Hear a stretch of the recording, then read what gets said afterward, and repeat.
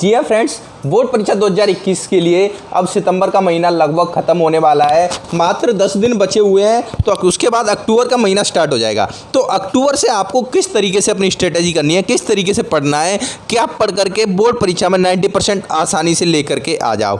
तो फ्रेंड्स देखिए, अक्टूबर, नवंबर, दिसंबर, जनवरी, आपके पास मैं मानता हूँ सिर्फ ये 4 महीने हैं। 4 महीने में आपने जितना अच्छा पढ़ लिया उतने अच्छे आपके मार्क्स आ जाएंगे।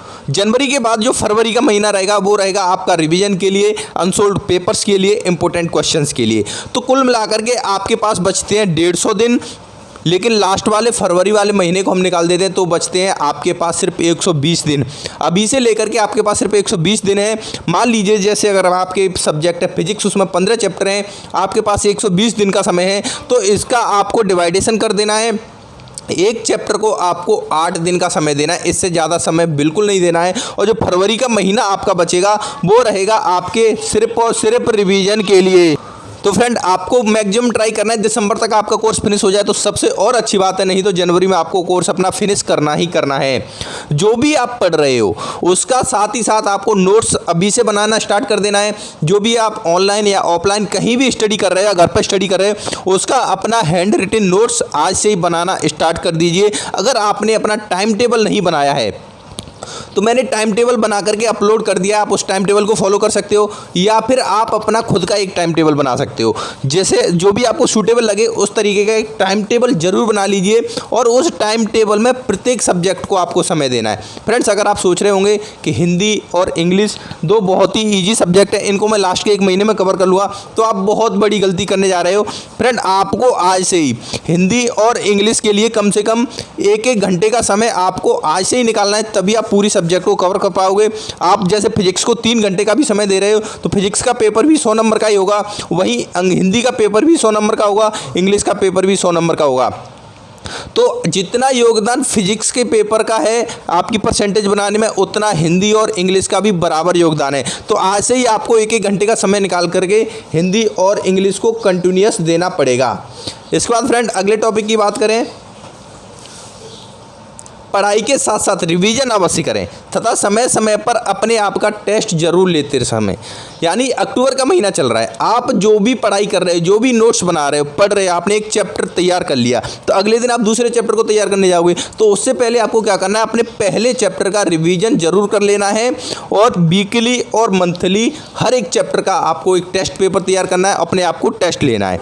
तो आपको ये टेस्ट पेपर कहाँ मिलेंगे? आपको हमारे चैनल पर वीकली और मंथली टेस्ट पेपर होते रहते हैं, वो सभी मिल जाएंगे।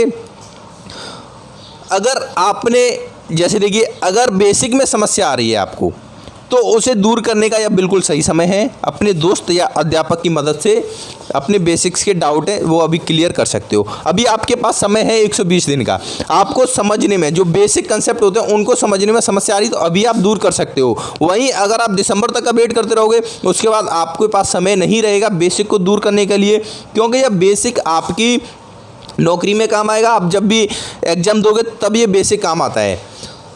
फ्रेंड, बोलते हैं कोशिश करने वालों की कभी हार नहीं होती। तो आपको क्या करना है, अपना एक टारगेट निर्धारित कर लेना है, लक्ष्य बना लेना है कि मुझे इस साल बोर्ड परीक्षा 2021 में 90% लेकर के आना है। अगर आपने टारगेट नहीं बनाया है तो आप उसके अकॉर्डिंग मेहनत भी नहीं कर पाओगे। आपका टारगेट जितना बड़ा होगा स्टडी भी उतनी बड़ी करोगे आप। तो आपको अपना टारगेट अवश्य बना लेना है। उसके बाद 7वें पॉइंट की बात करें तो सिलेबस के अकॉर्डिंग पढ़ाई करनी है। इस साल क्या हुआ है, सिलेबस रिड्यूस हुआ है। अगर आप अदर चीज़ें पढ़ोगे, आपका टारगेट है बोर्ड परीक्षा में 90% लेकर के आना इस साल। अगर आपने टारगेट और कुछ भी बना रखा है जैसे IIT वगैरह देना है तो आपको पूरा सिलेबस ही पढ़ना पड़ेगा। अगर आपको बोर्ड परीक्षा का ही टारगेट है तो सिलेबस के अकॉर्डिंग ही आपको स्टडी करनी पड़ेगी। 8वें पॉइंट की बात करें, एग्जाम का पैटर्न आपको समझना पड़ेगा, तभी आप 90% हासिल कर सकते हो। तो फ्रेंड, एग्जाम का पैटर्न आपको कैसे पता चलेगा? अंतिम वर्ष के क्वेश्चन पेपर जब भी आप सॉल्व करोगे तब आपको आपके पेपर का पैटर्न पता लग जाएगा, आपका पेपर कैसा आएगा। तो अंतिम वर्ष के क्वेश्चन पेपर मिल जाएंगे आपको हमारे चैनल पर, आप हमारे चैनल पर जुड़े रहिए।